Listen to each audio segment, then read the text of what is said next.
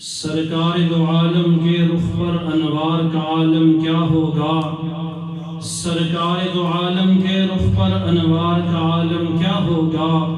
جب زلف کا ذکر ہے قرآن رخسار کا عالم کیا ہوگا؟ معراج کی شب جب اللہ نے محبوب اپنے کو بلوایا، سوچو تو صحیح ان دونوں میں گفتار کا عالم کیا ہوگا؟ کھائی ہے قسم خود اللہ نے اصحاب کے دوڑتے گھوڑوں کی، اصحاب کا جب یہ عالم ہے سرکار کا عالم کیا ہوگا؟ ابو بکر، عمر، عثمان و علی اور سارے صحابہ دوزانوں جب بیٹھتے ہوں گے مجلس میں دربار کا عالم کیا ہوگا؟ ذرے اس خواب کے تابندہ ستارے ہوں گے، ذرے اس خواب کے تابندہ ستارے ہوں گے، جس جگہ آقا نے نالین اتارے ہوں گے، کتنے حسین تیری محفل کے نظارے ہوں گے، جب تیرے گرد تیرے اصحاب پیارے ہوں گے۔ آپ سرور کائنات صلی اللہ علیہ وسلم نے جب نبوت کا اعلان کیا تو حضور سرور کائنات صلی اللہ علیہ وسلم کے نبوت کے اعلان کرنے کے بعد آپ صلی اللہ علیہ وسلم کے خاندان والے ہی حضور کے مخالف ہوئے ہیں۔ کیسر روم نے ابو سفیان سے یہ سوال کیا کہ حضور صلی اللہ علیہ وسلم کے ساتھ لگنے والے ضعیف، کمزور یا امیر لوگ ہیں؟ تو ابو سفیان نے جواب دیا بل ضعفاؤہم، کہ حضور کے دامن سے وابستہ ہونے والے ابتدا میں تو ضعیف اور کمزور لوگ ہیں۔ آپ سرور کائنات صلی اللہ علیہ وسلم کے ساتھ حضرت بلال حبشی رضی اللہ تعالی عنہ لگے، حضرت صہیب رومی لگے، حضرت خباب بن ارد رضی اللہ تعالی عنہم اجمعین لگے۔ آپ صلی اللہ علیہ وسلم کا کلمہ پڑھنے والے ابتدا میں یہ ضعیف اور کمزور صحابہ کرام ہیں، جو بعض غلام بھی ہیں، ان پہ کفار مکہ نے بڑا ظلم کیا۔ حضور سرور کائنات صلی اللہ علیہ وسلم سے اجازت کی ہجرت مانگنے کے لیے آئے کہ ہم مکہ سے کسی اور جگہ چلے جائیں جہاں ہم اپنے دین پر بڑے سکون سے عمل کر سکیں۔ حضور سرور کائنات صلی اللہ علیہ وسلم نے اللہ تبارک و تعالیٰ کی طرف سے اجازت ملنے کے بعد صحابہ کرام کو اجازت دی ہے۔ حضور سرور کائنات صلی اللہ علیہ وسلم کے ان صحابہ کرام نے ہجرت کی، یہ سارے کے سارے صحابہ کرام چلے گئے۔ آپ صلی اللہ علیہ وسلم ابھی مکہ میں موجود ہیں، حضور کے ساتھ حضرت صدیق اکبر ابھی مکہ میں موجود ہیں، حضرت شیر خدا علی المرتضی رضی اللہ تعالی عنہ یہ مکہ میں موجود ہیں۔ آپ صلی اللہ علیہ وسلم سے حضور کے یار غار اور مزار حضرت صدیق اکبر رضی اللہ تعالی عنہ اجازت لینے کے لیے آئے ہیں۔ یا رسول اللہ صلی اللہ علیہ وسلم، بڑے بڑے صحابہ کرام نے ہجرت کر لی ہے، اب مجھے بھی ہجرت کی اجازت دے دیجئے۔ حضور صلی اللہ علیہ وسلم نے فرمایا لا تعجل، ابو بکر جلدی نہ کر، لعل اللہ ان یجعل لک صاحبا، امید ہے کہ اللہ تبارک و تعالی تیرے لیے تیرے ساتھ ہجرت کرنے والے کسی ساتھی کو بنا دے گا۔ حضرت صدیق اکبر نے حضور کی زبانی یہ سنا ہے، صدیق اکبر نے یہ خواہش کی ہے، یہ آرزو کی ہے، اب میں تو اس کے ساتھ جاؤں گا۔ صدیق اکبر کے دل میں آرزوؤں کے یہ پہاڑ ٹوٹے ہیں، میں تو اس کے ساتھ ہجرت کروں گا جس کے ساتھ صرف دنیا تک محدود نہیں ہے، جو قبر میں بھی ساتھ دے گا، جو حشر میں بھی ساتھ ہوگا، جو حوض کوثر پر بھی ساتھ ہے، جو جنت میں بھی ساتھ ہے۔ صدیق اکبر نے خواہش کی ہے جس کے ساتھ بھی چلا جاؤں، دنیا تک ساتھ ہے، جب تک سانس چلتی ہے ساتھ چلے گا، سانس رک جائے گی ساتھ رک جائے گا، لیکن صدیق اکبر ساتھ اس کے گئے ہیں، حضور صلی اللہ علیہ وسلم کے ساتھ کا انتظار کیا ہے، ساتھ اس کے چلے ہیں۔ ثانی اثنین اللہ نے قرآن میں فرمایا ہے، یار غار بنا دیا ہے، ساتھ اس کے گئے ہیں، حضور دنیا سے گئے ہیں، روزے سے آواز آئی ہے ادخل الحبیب الی الحبیب، آج ایک دوست کو دوسرے دوست سے ملا دو، ساتھ اس کے گئے ہیں، یار غار بھی بنے ہیں۔ آپ صلی اللہ علیہ وسلم نے فرمایا ہاکذا نبعث یوم القیامہ، قیامت کا دن ہوگا ابو بکر اور عمر ہم یوں ہی اٹھیں گے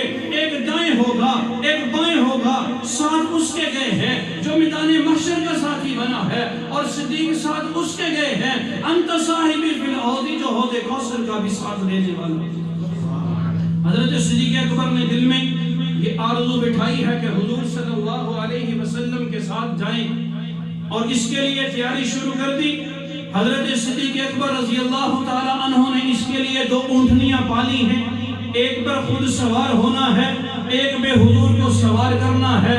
ادھر جانے کی تیاریاں شروع ہیں، ادھر دار الندوہ میں مشرکین مکہ بیٹھے ہیں، ساتھ شیطان بیٹھا ہے، ادھر بھی تیاریاں ہیں، ادھر بھی تیاریاں ہیں، ادھر جانے کی تیاریاں ہیں، ادھر روکنے کی تیاریاں ہیں، ادھر جان قربان کرنے کی تیاری ہے، ادھر جان لینے کی تیاری ہے، ادھر شیطان حضور صلی اللہ علیہ وسلم کا نام مٹانا چاہتا ہے، ادھر اللہ تبارک و تعالیٰ کی قدرت 100 ننگی تلواروں کے نیچے حضور کی جان بچانا چاہتی ہے۔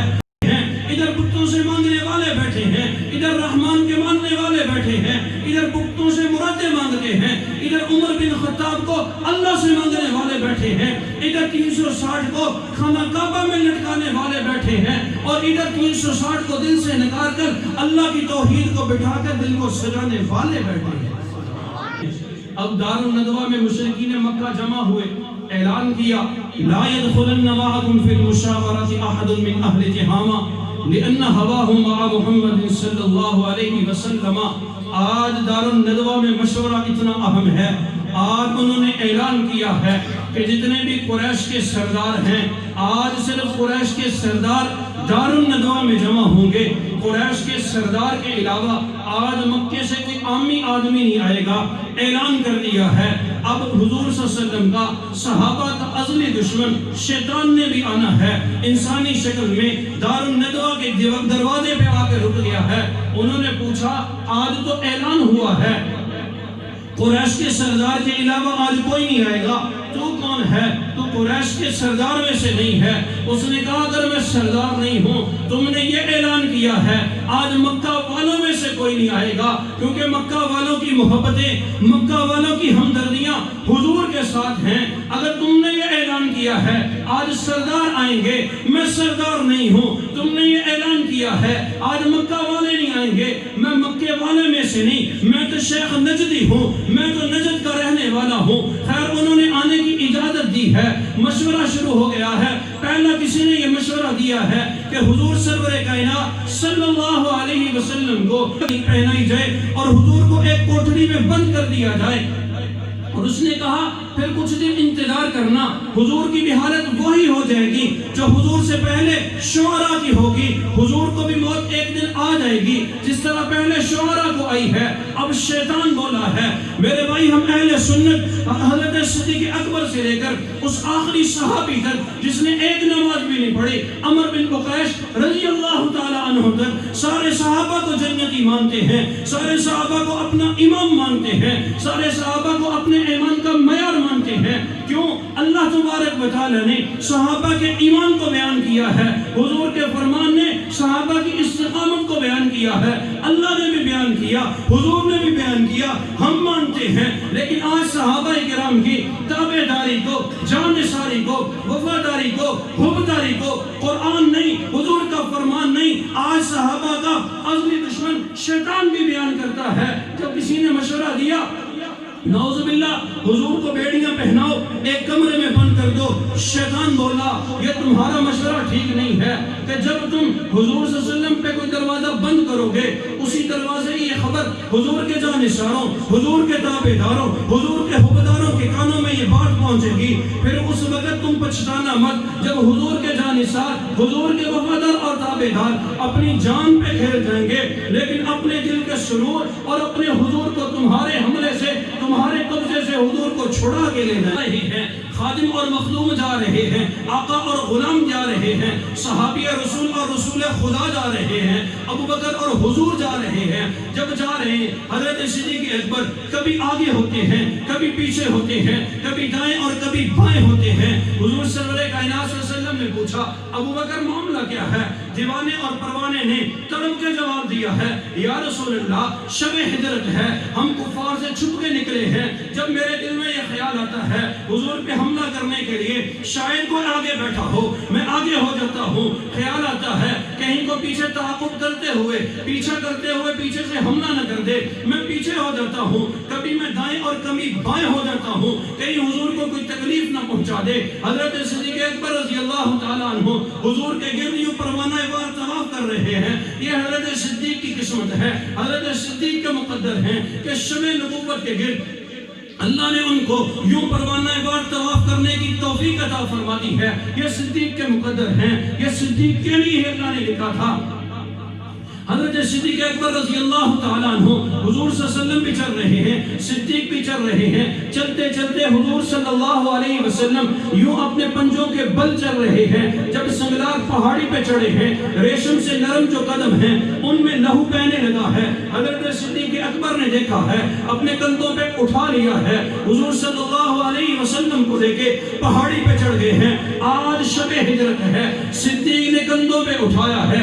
ایک وہ وقت آیا ہے جب حضور نے حضرت علی رضی اللہ تعالیٰ عنہ کو اپنے کندھوں پہ اٹھایا ہے۔ ہم آج بٹھانے والے کو بھی مانتے ہیں، ہم فتح مکہ کے موقع پر حضور کے کندھوں پر بیٹھنے والے کو بھی مانتے ہیں، حضرت علی کو بھی مانتے ہیں، حضرت ابو بکر کو بھی مانتے ہیں، ہم یارانے کو بھی مانتے ہیں، ہم گرانے کو بھی مانتے ہیں، ہم اس کے نعرے بھی لگاتے ہیں، ہم اس کے نعرے بھی لگاتے ہیں۔ ہم یہ نہیں ہے علی کا نام لیں تو ابو بکر کو بھول جائیں، ابو بکر کا نام لیں تو علی کو بھول جائیں۔ جس طرح کسی شاعر نے کہا ہے، جس نو نبی نے موٹے چاہے اس دے نعرے لانا ہے، جس نے نبی نو موٹے چاہے اس نو کیوں بھول جانا ہے، من صدیق نو سونا۔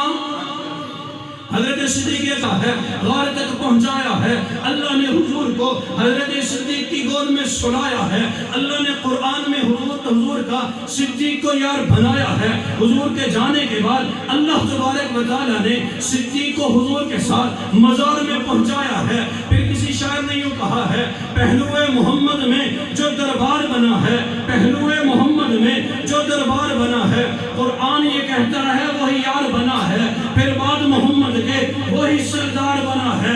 جا کھول کتابیں تیری تحقیق کہے گی، تو جو کہے دنیا اسے صدیق کہے گی۔ حضرت صدیق نے اپنے کندھوں پہ اٹھایا، حضور صلی اللہ علیہ وسلم کو لے کے چڑھے ہیں۔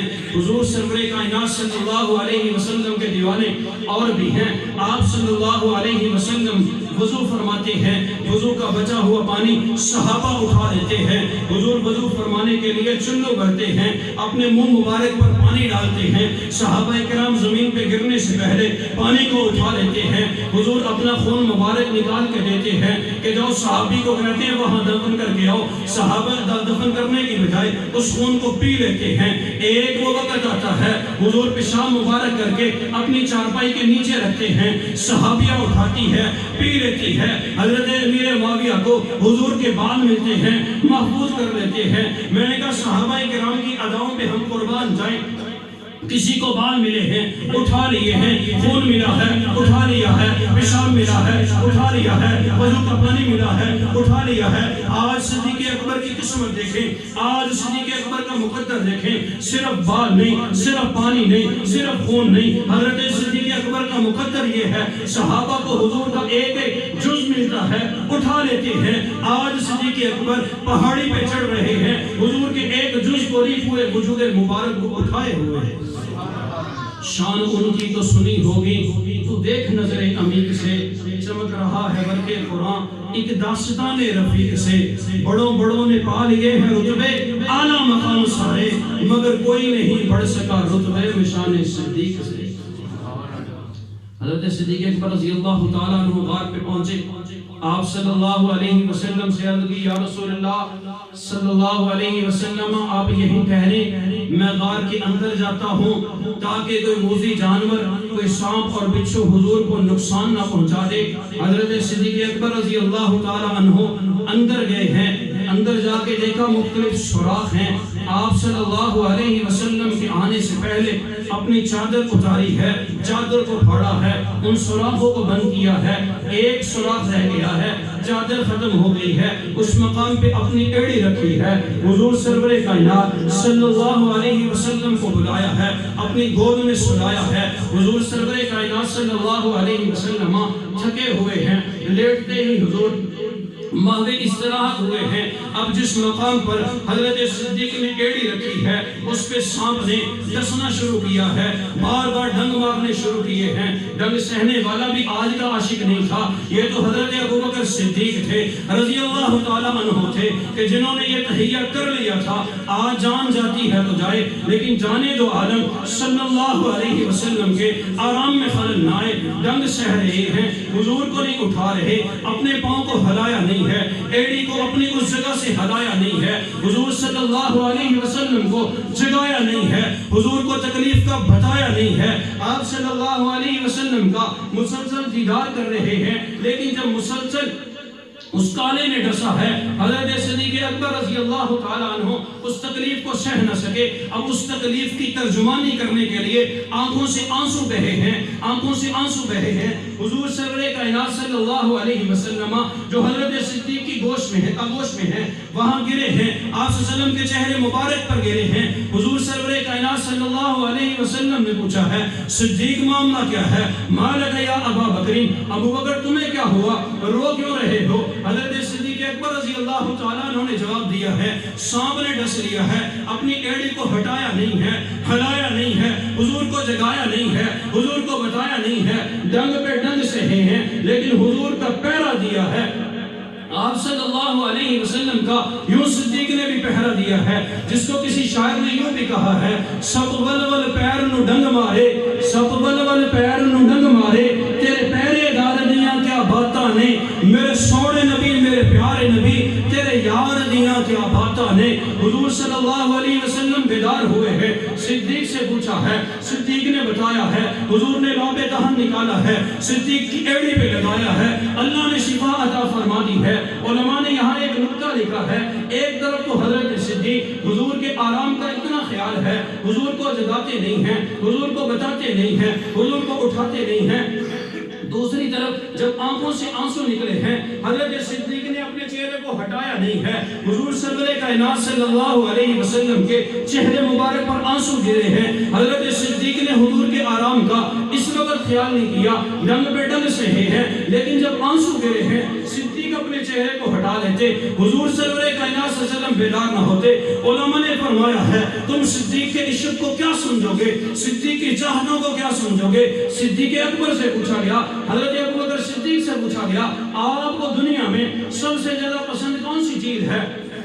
تو کیا فرمایا النظر الی وجہ رسول اللہ، آنکھیں میری ہوں، حضور کا چہرہ ہو، حضور کی دید ہو، میری عید ہو، مجھے سب سے زیادہ پسند یہ چیز ہے۔ حضرت صدیق اکبر نے حضور کو مسجد حرام میں بھی دیکھا، حضور کو مکہ کے بازار میں بھی دیکھا، حضور کو نبوت سے پہلے بھی دیکھا، حضور کو نبوت کے بعد بھی دیکھا ہے، لیکن حضرت صدیق نے وہاں صحابہ کے ساتھ دیکھا ہے۔ اگر مسجد حرام میں دیکھا 7 صحابہ ہیں، بازار میں دیکھا 7 صحابہ ہیں، بحیرہ راہب کے قافلے میں دیکھا 7 صحابہ ہیں۔ صدیق اکبر نے کبھی تنہائیوں میں بیٹھ کے اپنے اللہ سے وہ تنہائی مانگی ہوگی یا اللہ مجھے وہ تنہائی دے دے، النظر الی وجہ رسول اللہ، کہ آنکھ میری ہو، چہرہ حضور کا ہو، میری آنکھ کے علاوہ کوئی آنکھ نہ ہو، حضور کے چہرے کے علاوہ کوئی چہرہ نہ ہو۔ آج اللہ نے ہمارے شور میں صدیق کو وہ تنہائی دے دی ہے، آج آنکھ صدیق کی ہے، آج چہرہ حضور کا ہے، آج اللہ تبارک و تعالیٰ کے رسول حضور حضرت صدیق کی گود میں بیٹھے ہیں،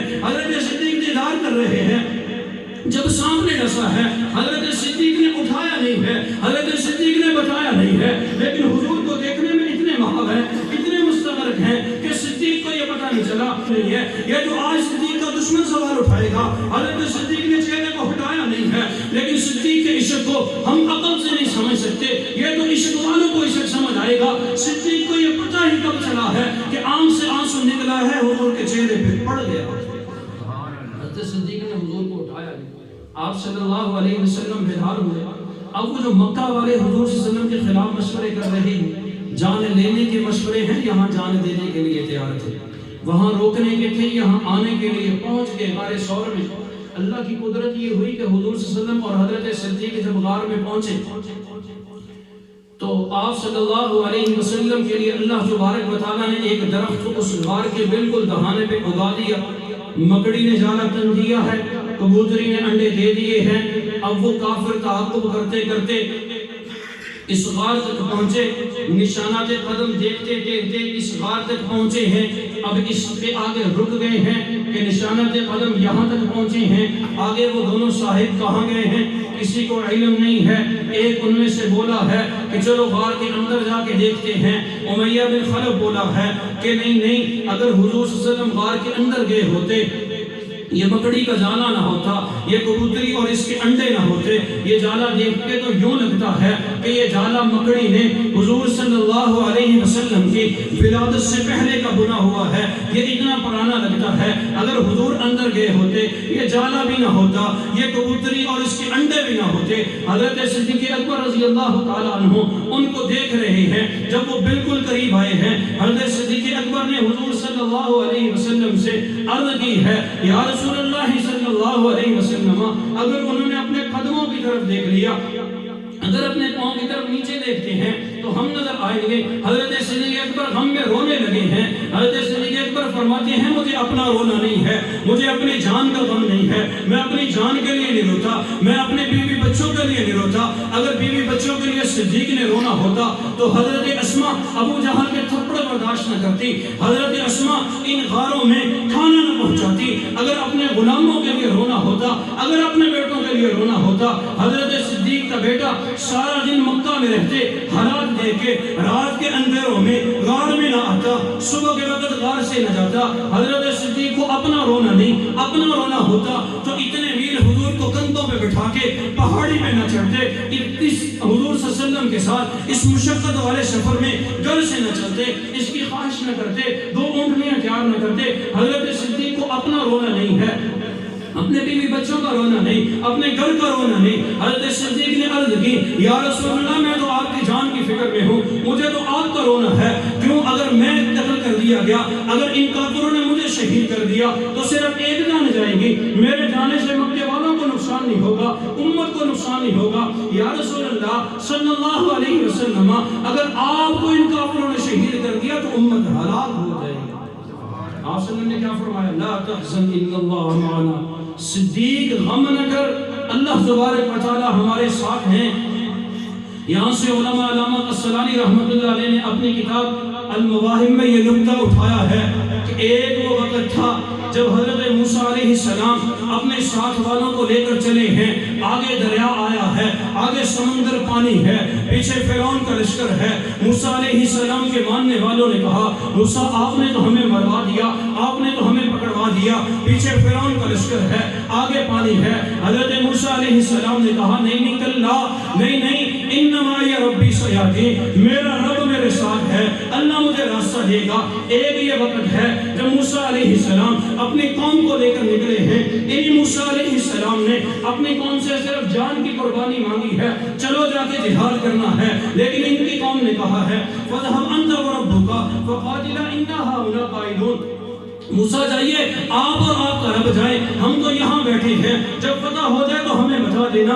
حضرت موسیٰ علیہ السلام نے اپنی قوم سے جان کی قربانی مانگی ہے، قوم نے جان کی قربانی نہیں دی ہے۔ حضرت موسیٰ علیہ السلام کہتے ہیں، انما یا ربی، میرا رب میرے ساتھ ہے۔ موسیٰ نے یہ نہیں کہا میرا رب ہم سب کے ساتھ ہے، بلکہ میرا رب میرے ساتھ ہے۔ آج وہ وقت آیا ہے جب حضور کے ساتھ، حضور کے ساتھی یار غار اور مزار بیٹھے ہیں، لیکن یہ صدیق وہ ہے جو موسیٰ علیہ السلام کے ماننے والوں کی طرح نہیں ہے۔ اگر حضور صلی اللہ علیہ وسلم نے صدیق سے جان کی قربانی مانگی ہے، غار میں پیش کر دی ہے، حضور سے مال مانگا ہے، غزوہ تبوک میں دے دیا ہے، حضور سے اولاد مانگی ہے، حضرت اسماء کھانا پکانے کے لیے تیار ہیں، حضرت عائشہ صدیقہ رضی اللہ تعالیٰ عنہ عقد نکاح میں دے دی ہے، بیٹے کی قربانی آئی ہے، حالات پکانے کے لیے آئے ہیں، غلام کی قربانی آئی ہے، تو دن کے وقت بکریاں چلاتا ہے، رات کو حضور کو دودھ پہنچاتا ہے، جان کی قربانی بھی دی ہے، مال کی قربانی بھی دی ہے، وطن کی قربانی بھی دے دی ہے، مکہ چھوڑ کے مدینہ چلے گئے ہیں، اولاد کی قربانی بھی دے دی ہے۔ جب یہ چاروں قربانیاں دے دی ہیں، ایک وہ موسیٰ کے ماننے والے ہیں، صرف جان کی قربانی مانگی ہے، نہیں دی ہے۔ موسیٰ علیہ السلام نے کہا، انما یا ربی، میرا رب میرے ساتھ ہے، یہ نہیں کہا میرا رب ہم سب کے ساتھ ہے۔ یہاں صدیق اکبر ہے، جان بھی دے دی، مال بھی دے دیا، اولاد بھی دے دی، وطن بھی دے دی۔ اب جب غمگین ہوئے ہیں تو حضور نے تسلی دی ہے، لا تحزن، ابو بکر غم نہ کر، ان اللہ معنا، اللہ ہم دونوں کے ساتھ ہے۔ لے شوق سے نام صحابہ کا کر چرچا یام صحابہ کا گردن بہتر کو جنت کی تو پلہ تھام صحابہ کا قرآن پڑھ کر دیکھ ذرا ہے فرض کرام صحابہ کا اسلام پہ اپنی جانیں دی یہ تھا اسلام صحابہ کا کل دنیا میں پھیلایا دی اللہ نے کام صحابہ کا نبیوں کے بعد اس دنیا میں ہے اعلیٰ مقام صحابہ کا کوتاہ نظر کیا سمجھ سکیں بالا ہے نام صحابہ کا ہاں مجھ کو ہے ناز امین اس پر میں ہوں غلام صحابہ کا وآخر دعوانا ان الحمدللہ رب العالمین سنتے رہا